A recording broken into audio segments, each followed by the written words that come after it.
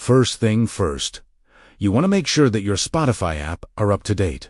The Spotify application have to be the latest version. And to update it, you can do this by going to the App Store if you are on the iPhone or Play Store if you are on the Android. And after you are sure that your Spotify application is on the recent one, you want to open your browser, either Safari or Google Chrome, and then on the Google search, you want to search for Spotify Wrapped 2025, and you can click right here on the 2025 Wrapped on Spotify.